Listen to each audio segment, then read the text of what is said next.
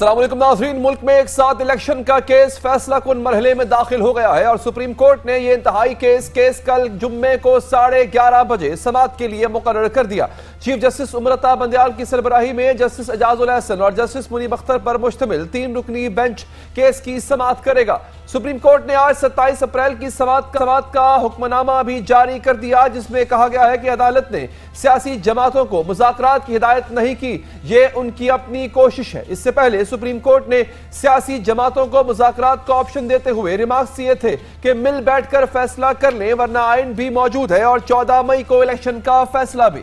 हुक्म अदूली के संगीन मुज़मरात हो सकते हैं। पीडीएम हुकूमत ने एक तरफ पीटीआई के साथ मुज़ाकरात खेले तो दूसरी जानिब पार्लियामेंट के अंदर और बाहर अदालत उज़्मा के खिलाफ तबले जंग भी बजा दिया। वजीरों मुशीरों ने जहां चीफ जस्टिस को घर भेजने की धमकी भी दी, वहां पब्लिक अकाउंट्स कमेटी ने जस्टिस मुज़ाहिर अकबर नकवी को भी तलब कर लिया।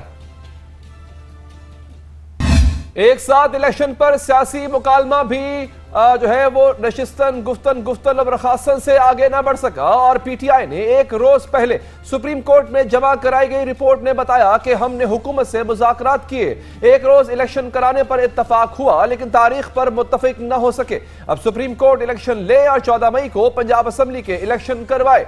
पीटीआई ने अदालत को बताया हुकूमत के साथ मुज़ाकरात के 3 दौर हुए। मुज़ाकरात में पीटीआई ने हर मुमकिन हद तक लचक दिखाई। रिपोर्ट में कहा गया तहरीक इंसाफ एक ही रोज इंतखाबात के लिए तैयार, बशर्ते ये कि कौमी असम्बली सिंध और बलूचिस्तान की असम्बलियों को 14 मई या इससे पहले तहलील कर दिया जाए। इससे पहले इलेक्शन कमीशन ने खरा जवाब दिया कि 14 मई को किसी सूरत इंतखाबात नहीं हो सकते। सेक्रेटरी इलेक्शन कमीशन का कहना है कि इंतखाबात के लिए प्रिंटिंग टाइम लाइन गुजर गई है। इलेक्शन कमीशन ने जहां इंतखाबात को नामुमकिन करार दिया, वहां सुप्रीम कोर्ट के 14 मई को इलेक्शन कराने के हुक्म पर सवाल भी खड़ा कर दिया। इलेक्शन कमीशन ने अदालती फैसले पर नजरसानी के लिए दरख्वास्त दायर में कहा कि इंतखाबात की तारीख देने का इख्तियार अदलिया को हासिल नहीं। इलेक्शन कमीशन ने दरख्वास्त में कहा कि आईन पाकिस्तान ने इदारों के इख्तियारात को बिल्कुल वाज़े कर रखा है, इसलिए सुप्रीम कोर्ट ने पंजाब में इंतखाबात की तारीख देकर तयशुदा कानून को तब्दील किया। लिहाजा अदालत उज़्मा पंजाब में इंतखाबात की तारीख देने कोई गलती को दुरुस्त करे। सियासी जमातों की नाकामी के बाद इलेक्शन की गेंद एक बार फिर सियासी कोर्ट से सुप्रीम कोर्ट पहुंच गई है।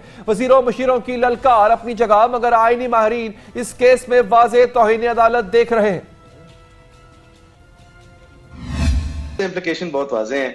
आप कंटेम्प्ट कर रहे हैं अदालत के ऑर्डर की। पूरी पार्लियामान को उनके सामने तो रख दिया गया है, लेकिन दर हकीकत ये फेडरल गवर्नमेंट की फेलिंग है और फेडरल गवर्नमेंट के भी 2-3 मखसूस मिनिस्ट्रीज की फेलिंग है। अव्वल तो वजीर आजम की फेलिंग है या इसहाक डार साहब की फाइनेंस मिनिस्ट्री की, इंटीरियर मिनिस्ट्री की फिर बाद में फेलिंग आएगी कि उन्होंने रिक्विजिट सिक्योरिटी जो है उसको तयन नहीं किया उसको। तो अगर कोर्ट चाहे कंटेम्प्ट तौहीन की तलवार चलाना तो फिर ये 3 अफराद जो है इनके ऊपर अगर चलाए, ना कि ये कि पूरी पार्लियामान को यकजा होने का एक मौका दे।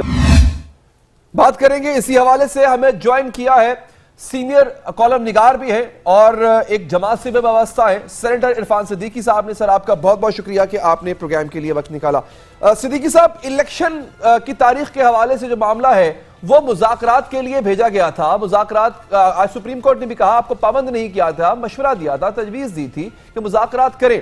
अब मुझे ये बताइएगा कि मुज़ाकरात उन्होंने भी शर्त रखी थी, आपकी भी शराइत थी, मुज़ाकरात जो नाकाम हुए हैं, इस नाकामी का सहरा किसका सर जाता है? बहुत शुक्रिया अली।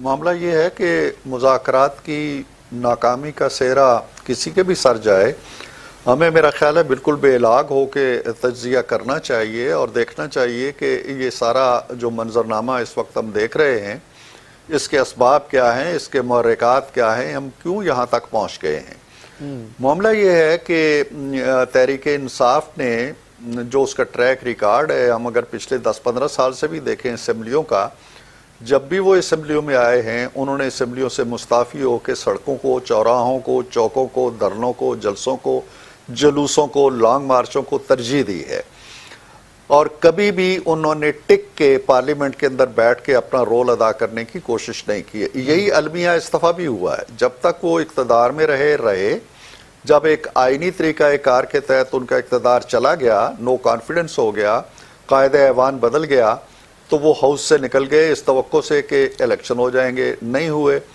फिर उन्होंने एक असम्बली तोड़ दी, नहीं हुए, फिर उन्होंने दूसरी असम्बली तोड़ दी।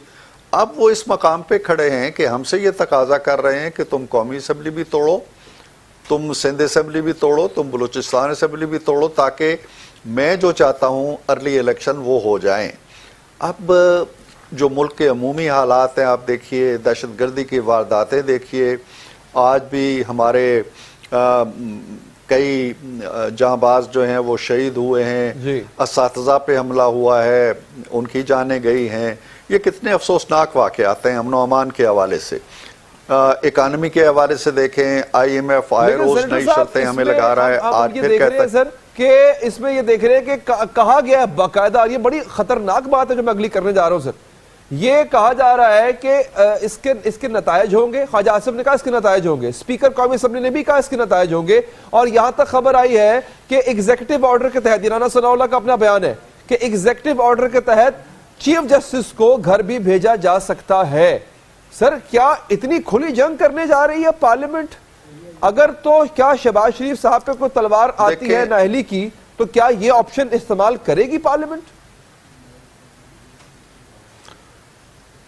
मेरा ख्याल है कि इस सवाल में बहुत से इल्ज़ामात ऐसे आ गए हैं जिनका बराह रास्त मेरी ज़ात से ताल्लुक़ नहीं है। सनाउल्लाह साहब और सनाउल्लाह साहब जवाब दे सकते हैं उसका, लेकिन मैं इस चीज़ की तरदीद करूँगा कि क्या पार्लियामेंट ने कोई महाज़ाराई शुरू कर दी है, क्या पार्लियामेंट ने पहल की है? आप देखिए अली कि ये पार्लियामेंट जो है ये माँ है तमाम इदारों की, बशमूल अदलिया के। हमारे जो जज साहिबान हैं, अगर उनकी तादाद 17 है तो क्यों 17 है? क्या उन्होंने खुद 17 कर लिया? हमने कहा है कि ये 17 होगी, हम 20 कहेंगे तो 20 हो जाएगी। हम उनकी तनख्वाहें तय करते हैं, उनकी मराहत तय करते हैं, उनकी रिटायरमेंट की एज तय करते हैं, उनकी शराइत मुलाजमत तय करते हैं, उनकी प्रमोशन डिसाइड करते हैं, उनकी सिलेक्शन में हमारा रोल होता है। इसलिए पार्लियामेंट को हमेशा एक ऐसा इदारा समझा गया कि जिसको जो मर्जी कर ले। हमारे 342 अली अरकान होते हैं कौमी असम्बली के, 100 होते हैं पार्लियामेंट अपना सेनेट के, 442 अरकान एक कानून बनाते हैं। 2 कायमा कमेटियां अलग अलग गौर व फिक्र करती हैं, मुशावरत होती है, इनपुट होती है। आप 3 जज बैठते हैं, उठा के फेंक देते हैं। अब देखें ये जो जेर नज़र कानून है, आप आइन की क्लास पढ़ें, आइन जो है वो जो सो मोटो का इख्तियार है वो किसी फर्द को नहीं देता। वो कहता है जी कि ये सुप्रीम कोर्ट का किरदार है।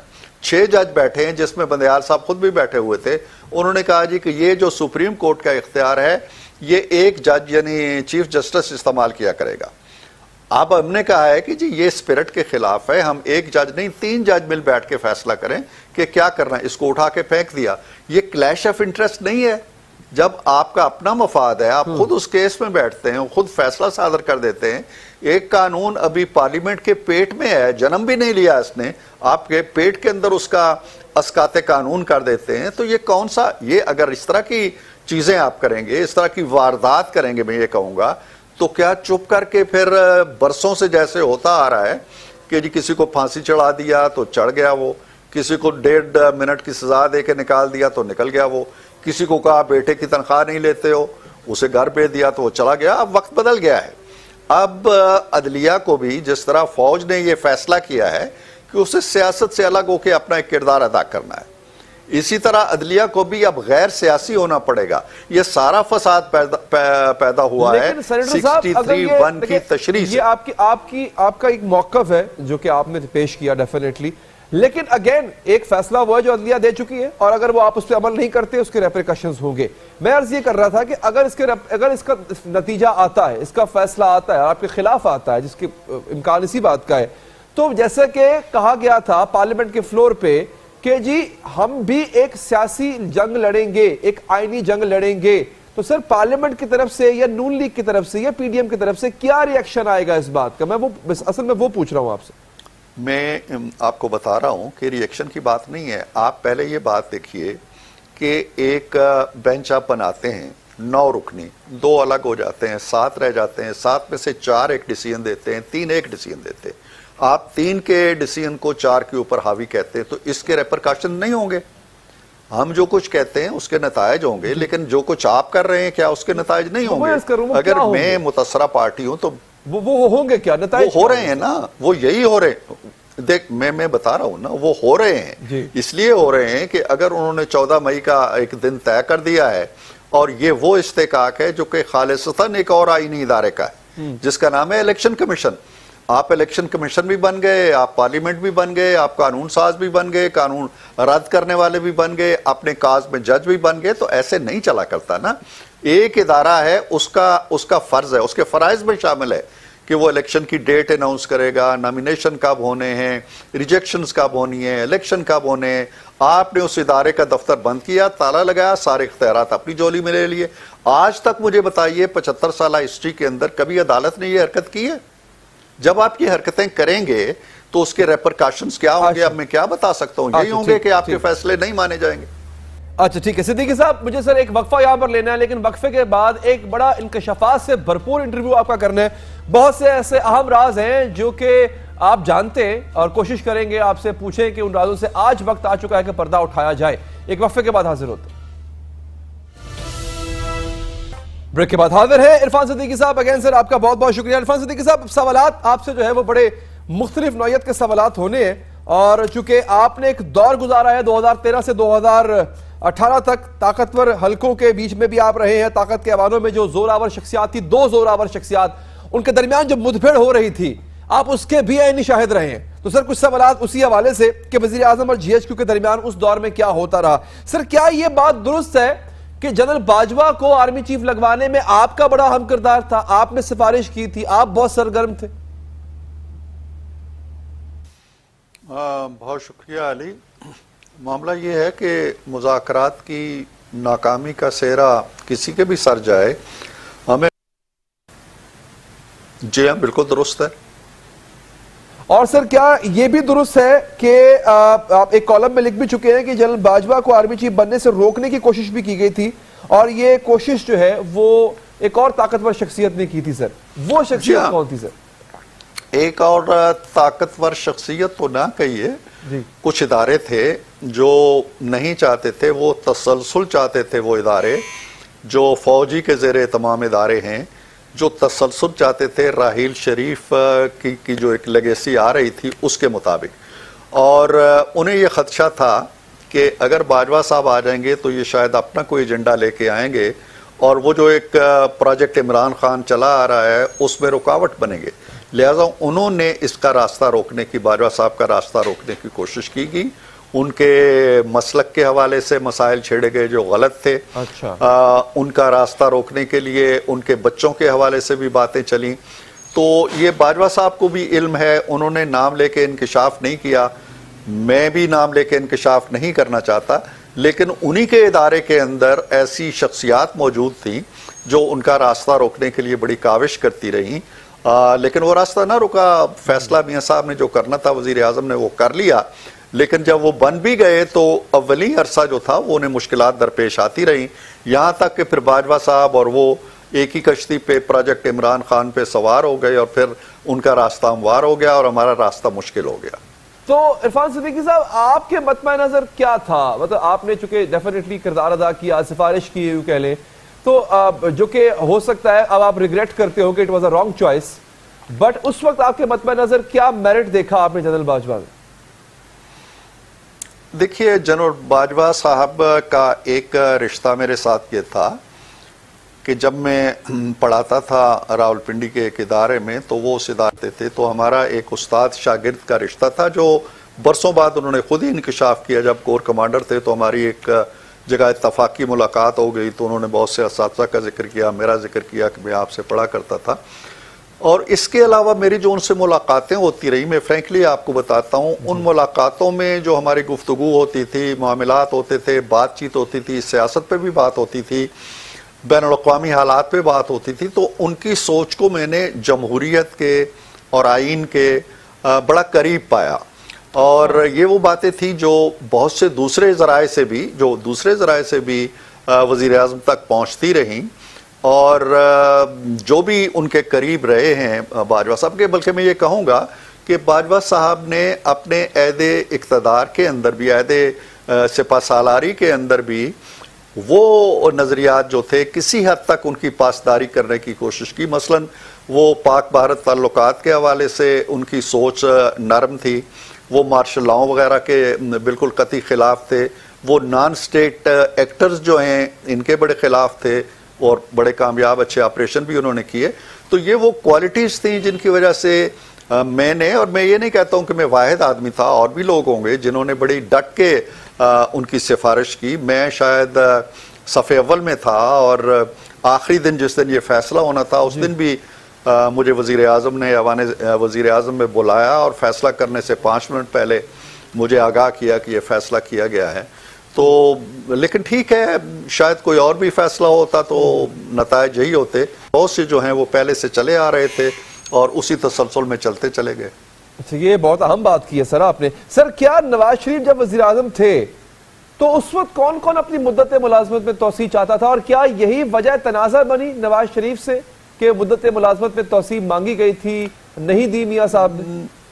देखें, ये बाजवा साहब का तो ये इशू नहीं रहा, क्योंकि वो 2016 में आए थे और 17 में नवाज शरीफ फारिग हो गए, लिहाजा एक्सटेंशन का मामला उनका इमरान खान साहब से दरपेश हुआ जिन्होंने बआसानी दे दी, और उसके बाद दूसरी दफ़ा भी वो कोशिश करते रहे। ये एक्सटेंशन का जो इशू सरगर्मी के साथ चलता रहा वो राहिल शरीफ साहब का था।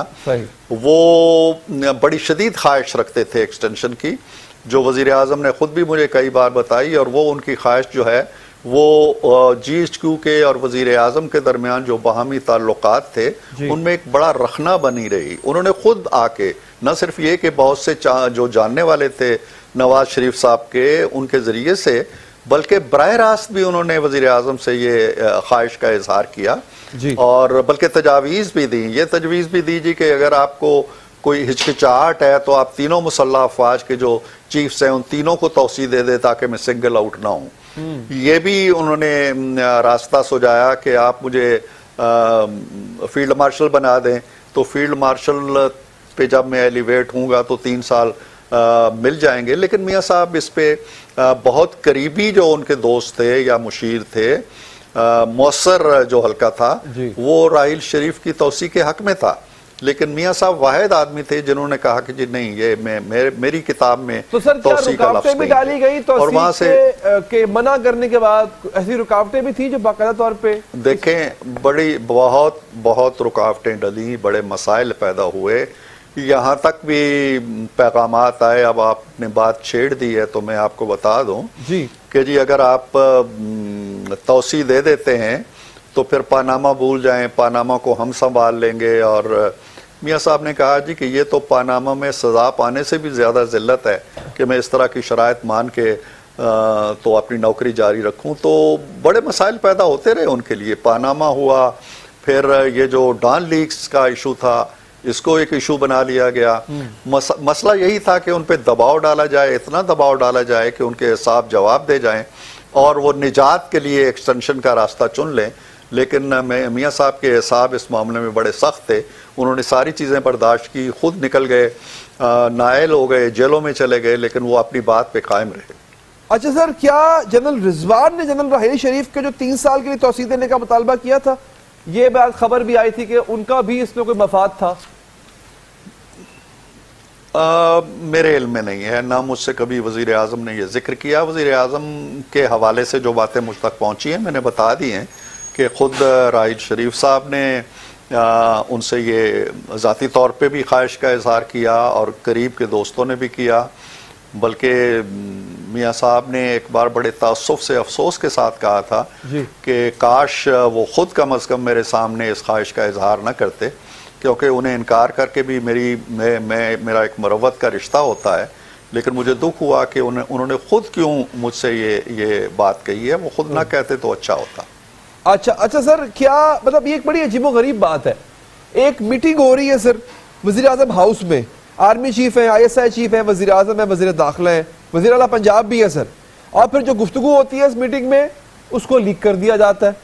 सर क्या मियाँ साहब ने उस वक्त सोचा था कि कोई कार्रवाई होनी चाहिए, या मियाँ साहब ये वाहिद वक्त था जब मियाँ साहब प्रेशर में आ गए थे और फिर उन्होंने अपना वजीर भी फारिग किया, परवेज रशीद साहब को फारिग किया इस चीज के ऊपर, और वो किसके मशवरे पे फारिग किया सर? मशवरा किसी का नहीं था, वही दबाव था। दबाव की जो टेक्टिक्स थी वो चल रही थी और डॉन लीक्स मैंने कहा था राहिल शरीफ साहब के दौर में डॉन लीक्स का नाम दे के खासा हंगामा खड़ा किया गया था, और ख्वाहिश उस वक्त भी यही थी कि डॉन लीक्स और पानामा वगैरह के चैप्टर हम लपेट देंगे अगर एक्सटेंशन होती है। एक्सटेंशन नहीं हुई तो ये चलता रहा। बाजवा साहब को ये मीरास में मिला डॉन लीक्स का इशू और पानामा भी। तो डॉन लीक्स में कुछ भी नहीं था, कोई चीज नहीं थी। आज भी वो खबर निकाल के पढ़े डॉन की तो उसमें कोई ऐसी चीज नहीं है। अब तो ओपनली वो बातें होती हैं जो डॉन लीक्स में कही गई।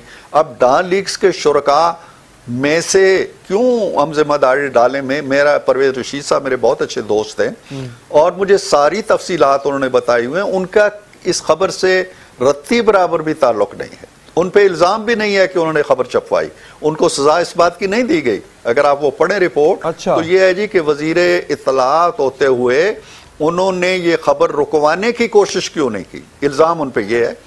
अब आज आप लोग आज़ादी सहाफत की बात करते हैं और हम इस इल्ज़ाम की सजा पा रहे हैं कि हमने खबर क्यों छपने दी है, रोकी क्यों नहीं?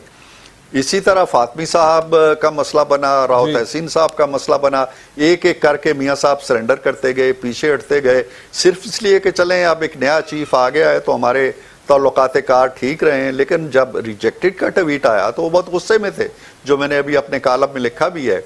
और उन्होंने कुछ ना कुछ तय भी कर लिया था कि मैंने जरूर एक्शन लेना है। प्रेस रिलीज भी एक बार सख्त उन्होंने मुझसे तैयार करवा लिया। वो एक्शन क्या था आपने? ये नहीं बताया उन्होंने, आपने कहा ना प्रेस रिलीज ये नहीं बताया उन्होंने, लेकिन आपको तो पता ही होगा कि क्या उसमें क्या लिखा था। प्रेस रिलीज के अंदर उस एक्शन का, प्रेस रिलीज के अंदर एक्शन का जिक्र नहीं था।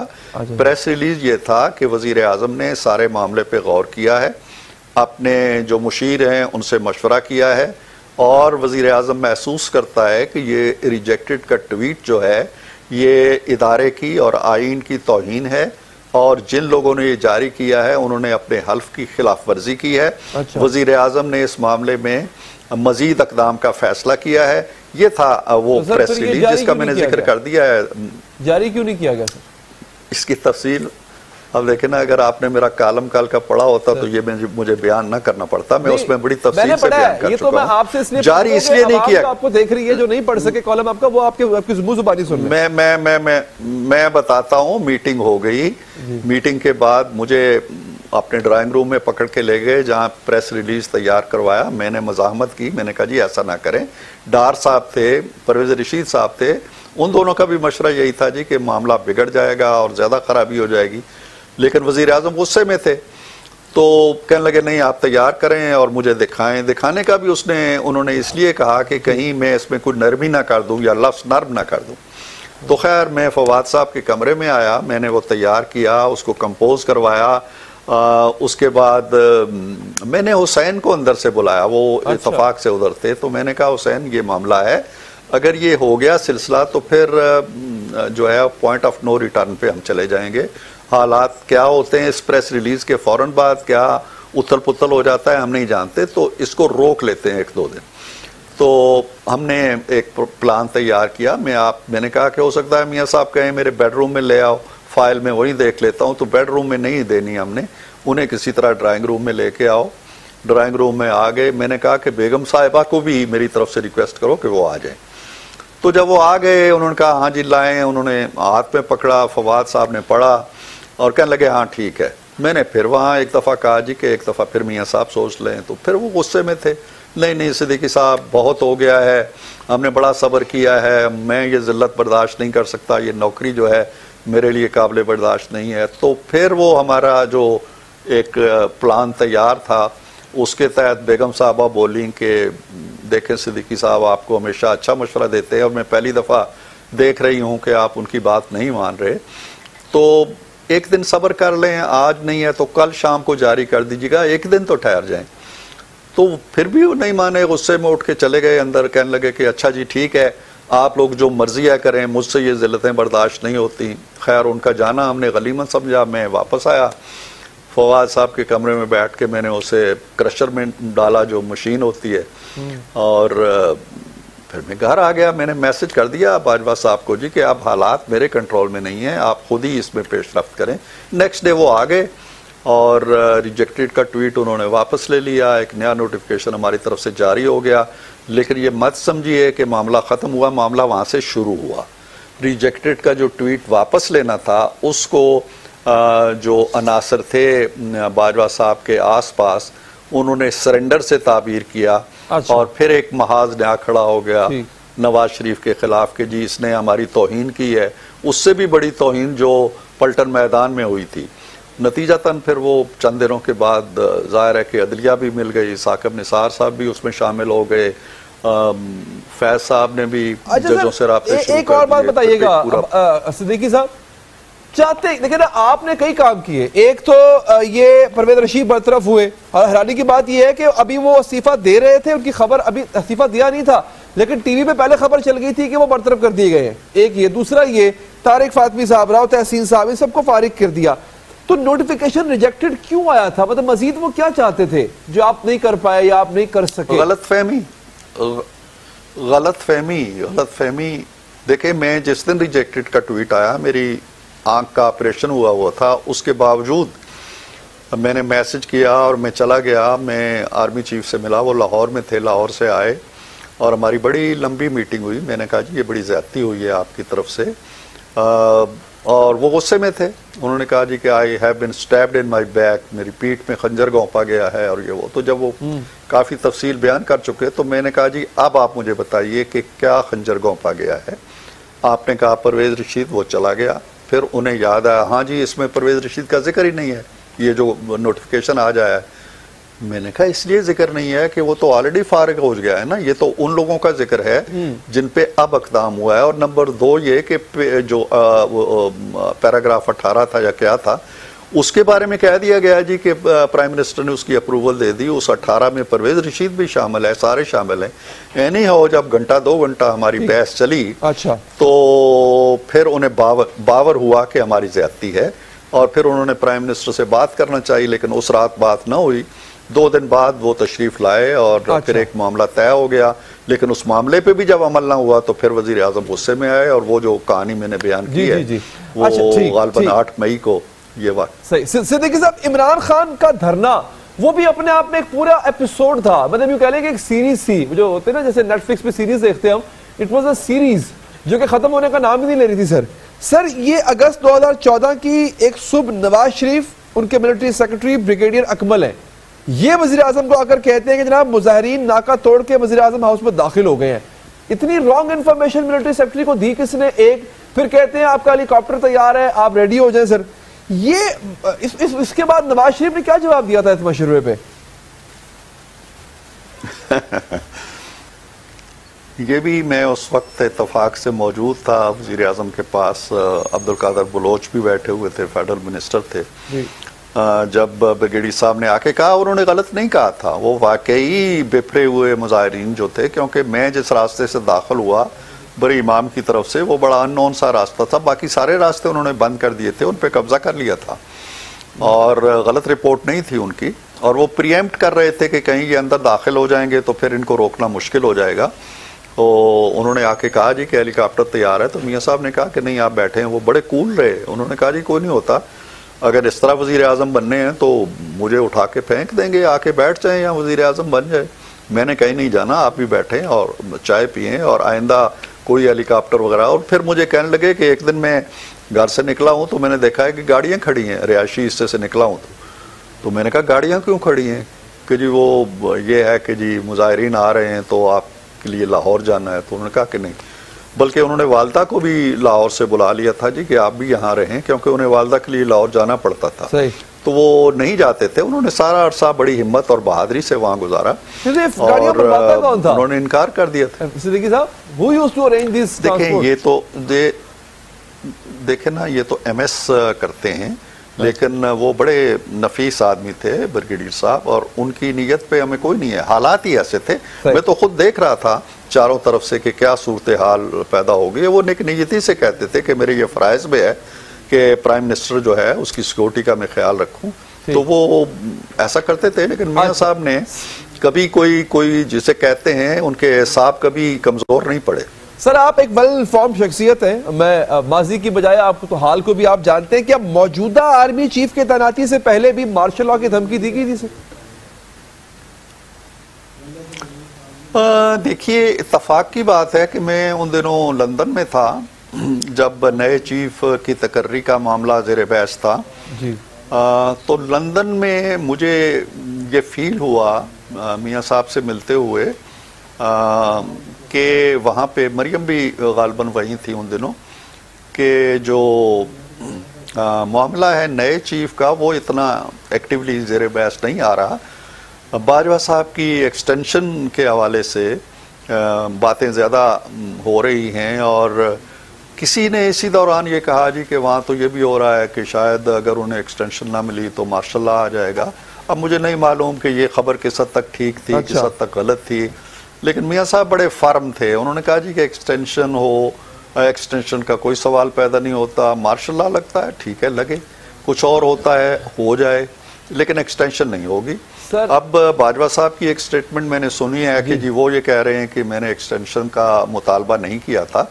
हो सकता है कि उन्होंने खुद ना किया हो, मैं लाइसेंस देता हूं उनको, हो सकता है उनके कुछ बईखा ऐसा चाह रहे हों, लेकिन ये था वहां पे ज़ेर बहस रहा है मामला। ठीक है, मैं सेनेटर साहब इंतहाई मशकूर सर कि आपने प्रोग्राम के लिए वक्त निकाला। आगे बढ़ते हुए नाज़रीन एक और टॉपिक को हम छेड़ेंगे जो कि मेरे दिल के बहुत करीब है। क्या हम अरशद शरीफ साहब को भुला बैठे, या क्या हम उस डगर पे चल पड़े हैं कि जब हम उनको फरामोश कर बैठे, उनकी शहादत को फरामोश कर बैठे? एक बूढ़ी मां की फरियाद, एक बेवा की फरियाद, उनके बच्चों की फरियाद आज भी हमारे कानों में गूंज रही है। हमारे साथ मौजूद होंगी अरशद शरीफ साहब की अहलिया जवेरिया सिद्दीकी साहिबा, उनसे कुछ बात करेंगे, कुछ मजीद फैक्ट्स आपके सामने रखेंगे इस वक्फे के बाद। बूढ़ी मां और बीवी बच्चों से दूर, दयारे गैर में सीनियर सहाफी और एंकर पर्सन अरशद शरीफ की मजलूमाना शहादत को 7 माह हो गए। अरशद शरीफ को मरे 7 माह हो चुके, और हम ऐसा लगता है कि अल्ले तल्लों में खो के एक ऐसी शहादत को फरामोश करने जा रहे हैं कि जिसकी हमने कस्में खाई थी कि इसकी तह तक पहुंचेंगे। वो कौन सा सियासतदान नहीं है, वो कौन सा सहाफी नहीं है जिसने ये वादा किया था कि अरशद शरीफ की मौत रायगा नहीं जाएगी। अरशद शरीफ को पिछले साल 23 अक्टूबर को नैरोबी में सड़क किनारे वहशियाना अंदाज में मौत के घाट उतार दिया गया। बदकिस्मत लवाहिकीन इंसाफ के लिए दरबदर आज भी ठोकरें खा रहे हैं। एक बूढ़ी मां आपको व्हील चेयर पे अदालतों के चक्कर लगाते दिखाई देती है, लेकिन कहीं उसकी कोई सुनवाई नहीं हो रही है, कोई अश्कशोई को तैयार नहीं। अदल के सब बड़े आह्वान और उम्मीद की आखिरी किरण। सुप्रीम कोर्ट में अरशद शरीफ कत्ल पर खुद केस की समाअत कल के लिए मुकर्रर होने के बाद उसको डी लिस्ट कर दिया गया, यानी उसको लिस्ट से उतार दिया गया। जबकि कीनिया ने एक बार फिर अरशद शरीफ कत्ल केस में मजीद ताउन से इनकार कर दिया।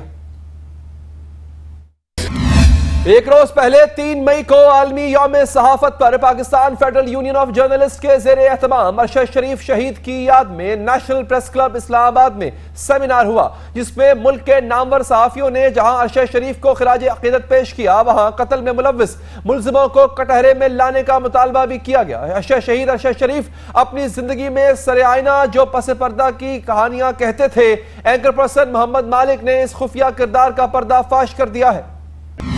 Senior anchor person Hamid Mir ने कहा कि अभी तो अरशद शरीफ के कत्ल की FIR ही दर्ज नहीं हुई तो केस कैसे और कहां चलेगा। उन्होंने अरशद शरीफ को इंसाफ दिलाने के लिए कुवैत नाम तर्ज की पीपल्स कोर्ट बनाने की तजवीज दी है। नाज़रीन एक और अहम वाकया जिसका जिक्र हम फरामोश नहीं कर सकते। आज मुल्क में 2 अफसोसनाक सानेहात होते हैं। ये वो सानेहात है कि जिन्होंने पूरी कौम को हिलाकर रख दिया। शुमाली वज़ीरिस्तान में दहशतगर्दों से मुकाबले में 6 फौजी शहीद हुए, जबकि पाराचनार के स्कूल में फायरिंग से 8 असातिज़ा शहीद हुए हैं। आज इस मुल्क ने एक दिन में 14 शहीदों के जनाजे उठाए हैं। मुल्क को दहशतगर्दी की नई लहर का भी सामना है और माशी मुश्किलात का भी शिकार है, लेकिन इस सूरत हाल में भी इमरान खान कौम को यकजा करने के बजाय मजीद तकसीम कर रहे हैं। जब से उनसे इक्तदार छिना है, इन्हें साजिश का फोबिया हो गया है। इमरान खान के मुताबिक पहले कोई उनके खिलाफ साजिश करके इन्हें नाअहल कराना चाहता था, फिर इनके खिलाफ साजिश करके इन्हें गिरफ्तार कराना चाहता था, फिर साजिश करके जहर देना चाहता था, कत्ल करना चाहता था। इन पर वजीराबाद में हमला होता है, हमलावर गिरफ्तार भी हो जाता है, लेकिन इमरान खान अस्करी अफसरान को इल्जाम देते हैं। हमले के बाद इमरान खान किसी सरकारी अस्पताल के बजाय सीधा प्राइवेट शौकत खानम अस्पताल जाते हैं, लेकिन बयान देते हैं कि इन्हें जहर देने की कोशिश की गई उसी अस्पताल में। तो पूछा जाए कि आपके अपने अस्पताल में कौन आपको जहर दे सकता है? पुलिस इन्हें पकड़ने आती है, इनके बलवाई आग लेकर आ जाते हैं, लेकिन इमरान खान बयान देते हैं कि उनके खिलाफ साजिश हो रही है। अदालतें इन्हें रिलीफ पर रिलीफ दे रही है, लेकिन इमरान खान बयान देते हैं कि इन्हें नाअहल करने की साजिश की जा रही है। इमरान खान का आज ही का बयान है कि डर्टी हैरी इन्हें कत्ल कराना चाहता है, और आज ही का बयान है कि अदालती पेशी के दौरान कत्ल की साजिश की जाएगी। और आज ही यह बयान भी दिया है कि आर्मी चीफ इन्हें बताते थे कि टैंकों में तेल नहीं है। जो इदारा मुल्क की सलामती और बका की जंग लड़ रहा है, इमरान खान उस इदारे के खिलाफ जंग लड़ रहे हैं, और वो उनकी जमात दहशतगर्दी के खिलाफ लड़ने वाले इदारे को मुतनाज़े कर रही है। खुद ये दहशतगर्दों से मुज़ाकरात कर रहे थे, इनको मुल्क में घुसा रहे थे। इसके अफसरान के खिलाफ संगीन इल्जाम आयद किए जा रहे हैं। नाज़रीन, इमरान खान एक अहम अफसर को डर्टी हैरी के नाम से पुकारते हैं और इन पर इल्जाम आयद करते हैं। आज भी इमरान खान ने इल्जाम लगाया है कि डर्टी हैरी 2 दफा इन्हें कत्ल कराने की कोशिश कर चुका है, और अब भी इन्हें और मुराद सईद को कुछ हुआ तो जिम्मेदार डर्टी हैरी होगा। इससे पहले मुराद सईद ने भी गैर मुताद तर्ज अमल इख्तियार किया था।